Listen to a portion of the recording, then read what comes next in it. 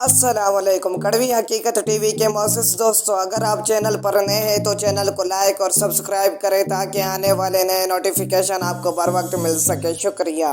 دوست ہو تو ایسا، بہت دور ایک پہاڑی علاقے میں ایک گاؤں آباد تھا۔ اس میں دو دوست رہتے تھے، ایک کا نام مان اور دوسرے کا فان تھا۔ مان پہاڑ کی چوٹی پر جبکہ فان پہاڑ کے دامن میں رہتا تھا۔ وہ بچپن کے دوست تھے مگر ان کی عادتوں میں بہت فرق تھا۔ مان انتہائی سنجیدہ اور تنہائی پسند آدمی تھا۔ وہ اکیلا رہتا تھا اور لوگوں سے ملنا جلنا پسند نہیں کرتا تھا۔ وہ کبھی کسی کے گھر نہ جاتا، نہ دوسروں کو اپنے گھر بلاتا۔ شام کو گاؤں کے مرد اپنے کاموں سے فارغ ہو کر چائے خانے پر جمع ہو جاتے اور دنیا جہاں کی باتیں کرتے، مگر مان کبھی وہاں کا رخ نہ کرتا۔ بس وہ بے دلی سے اپنے کھیت میں کام کر رہا ہوتا یا لوگوں سے نظریں چرائے راستے پر آتا جاتا نظر آتا۔ اس کے بارے میں مشہور ہو گیا تھا کہ وہ دنیا کا سب سے اداس آدمی ہے۔ اس کے برعکس دوسرا دوست فان، جو پہاڑ کے دامن میں رہتا تھا، ایک ہنسمکھ آدمی تھا۔ وہ ہمیشہ خوش باش نظر آتا، لوگوں سے میل جول رکھتا، ان کی تقریبات میں شریک ہوتا اور انہیں اپنی خوشیوں میں شریک کرتا۔ اس نے جب دیکھا کہ مان دن بدن رنجیدہ ہوتا جا رہا ہے، اس نے لوگوں سے ملنا جلنا بالکل بند کر دیا ہے، تو وہ فکر مند ہو گیا اور اس مسئلے کو حل کرنے کے لیے کوئی ترکیب سوچنے لگا۔ کئی دن تک سوچ بچار کے بعد آخر اسے ایک ترکیب سوجھ گئی۔ خاص بہار کے ایک دن جب خوشگوار ہوا چل رہی تھی، وہ پھولوں کی ٹوکری کندھے پر رکھے مان کے دروازے پر دستک دے رہا تھا۔ مان نے دروازہ کھول کر حیرت سے اسے دیکھا۔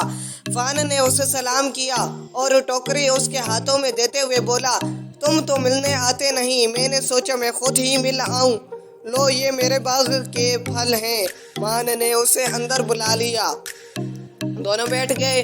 فان اس سے ادھر ادھر کی باتیں کرنے لگا لیکن مان بہت کم بول رہا تھا۔ آخر فان نے پوچھا، کیا تم بیمار ہو؟ نہیں، اس نے اداسی سے کہا۔ پھر تم نے ایسا رنجیدہ منہ کیوں بنا رکھا ہے؟ چلو بازار کا چکر لگا کر آتے ہیں، سنا ہے سردیوں کے لیے خان بابا کے پاس اچھا کپڑا آیا ہے۔ مان کشا اس کے ساتھ چل دیا۔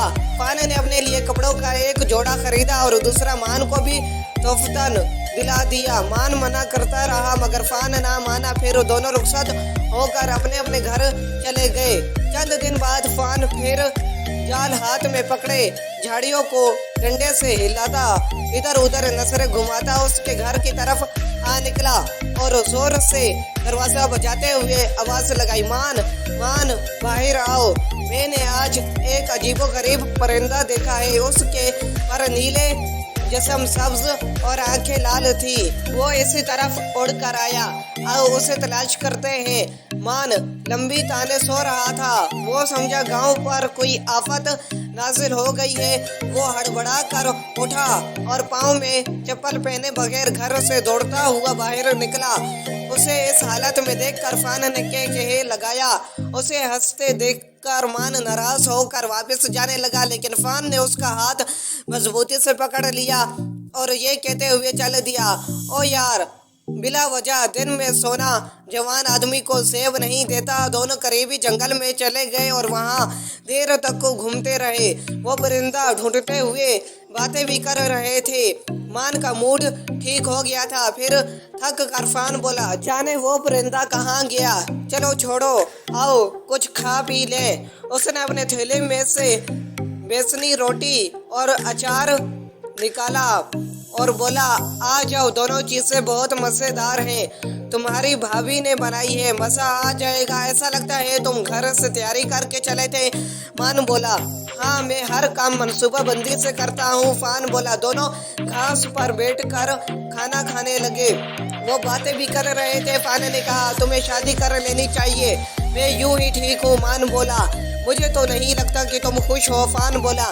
مان اس سے دوسری باتیں کرنے لگا۔ فان سمجھ گیا کہ مان ابھی اس موضوع پر بات نہیں کرنا چاہتا، اس نے دوبارہ وہ بات نہ کی۔ پھر کچھ دیر بعد وہ اپنے اپنے گھروں کو لوٹ گئے۔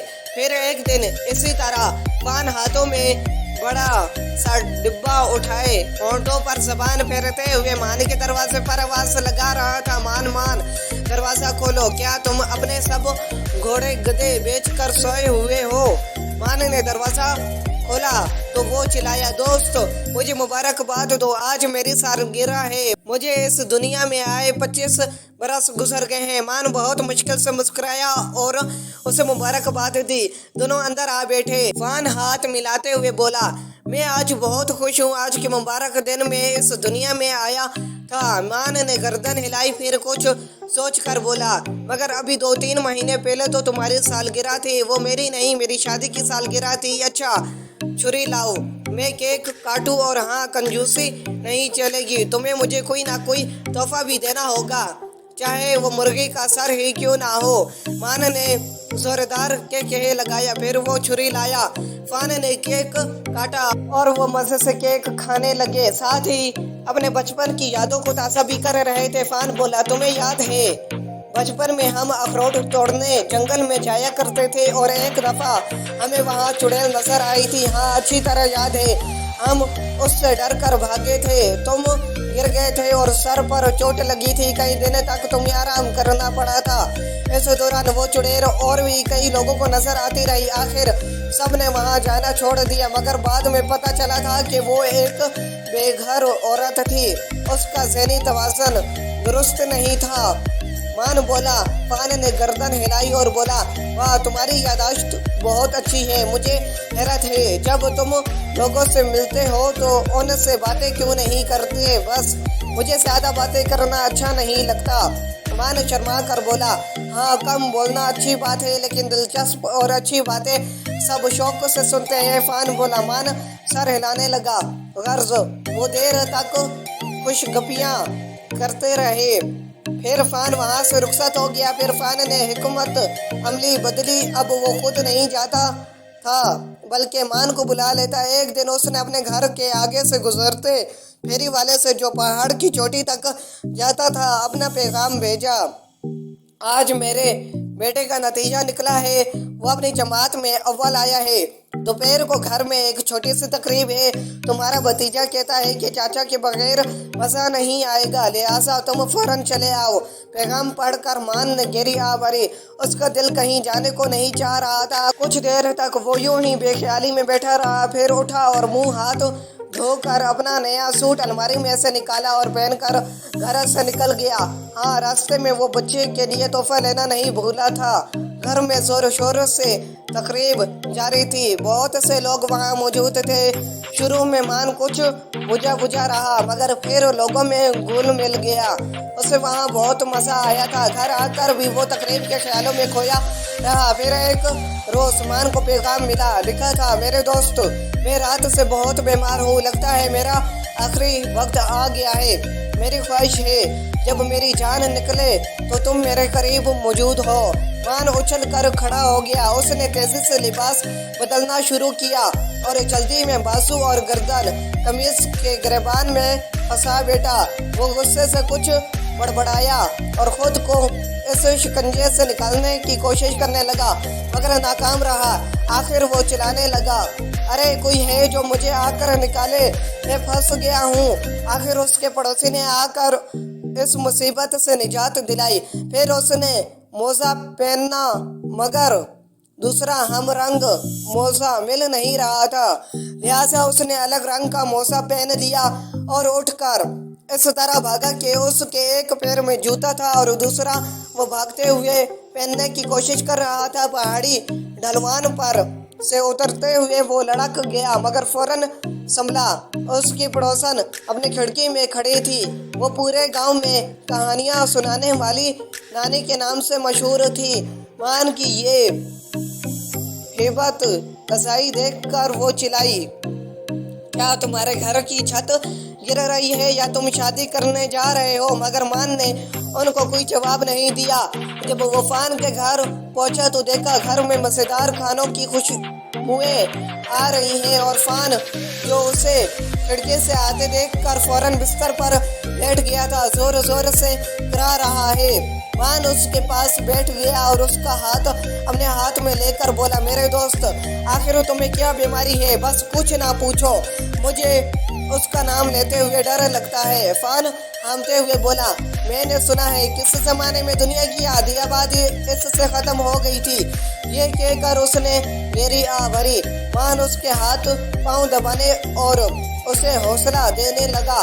खाने का वक्त हुआ तो फान की बेगम ने दस्तरखान सजाया। मान ने देखा उस पर कई किस्म के खाने, फल और मिठाइयाँ मौजूद हैं। उसने फान से पूछा, क्या तुम्हें तबीब ने प्रेसी खाना नहीं बताया? नहीं, इस बीमारी में सब कुछ खा सकते हैं, फान बोला। उसने डट कर खाना खाया और हंसता बोलता रहा। शाम को जब मान वापस आने लगा तो उसे पता चला कि फान को मामूली जुकाम है। गर्ज यूं ही दिन गुजरते रहे। फान उसके साथ साए की तरह लगा रहता था और उसे भी अपने साथ हर काम में शरीक रखता, जिसकी वजह से आहिस्ता आहिस्ता मान की आदतें बदलने लगी। उसकी उदासी और संजीदगी दूर हुई तो वो लोगों से मिलने जुलने लगा। वो उनकी तकरीबात में शरीक होता था और उन्हें भी अपने घर बुलाया करता था। फिर एक दिन वो शर्माया फान के पास आया और बैठकर इधर उधर की बातें करने लगा, लेकिन ऐसा लगता था कि वो कुछ कहना चाहता है। आखिर वो मुद्दा ज़बान पर ले आया, मैं शादी करना चाहता हूँ, वो शर्माते हुए बोला। फान ने खुशी से हाथ पर हाथ मारा और चिल्लाया, मेरे दोस्त ये बात सुनने के लिए मुझे बहुत इंतजार करना पड़ा। खैर देर आए दुरुस्त आए। मैं अभी अपनी बेगम से कहता हूँ कि तुम्हारे लिए कोई अच्छी सी लड़की तलाश करे। कुछ दिनों बाद मान की धूमधाम से शादी हुई, जिसमें पूरा गांव शरीक हुआ। फान ने अपने हाथों से उसका घर भी सजाया था। वो बहुत खुश था। इस मौके पर कहानियां सुनाने वाली नानी ने एक लंबी चौड़ी तकरीर की, जिसका खुलासा ये था कि उन्होंने एक दिन मान को बदहवासी से अजीबोगरीब हुलिये में भागते हुए देखा था। वो जब ही समझ गई थी कि अब वो जल्द शादी करने वाला है। उनकी तकरीर सुनकर सब ने तालियां बजाई और दूल्हा दुल्हन को मुबारकबाद पेश की। मान और उसकी बीवी हंसी खुशी जिंदगी गुजारने लगे। यूं एक दोस्त ने हिकमत से काम लेकर दूसरे की खराब आदत को बदल दिया। आज भी वो दोनों उसी गांव में रहते हैं और जब भी मिलते हैं पुरानी बातों को याद करके कहे लगाते हैं।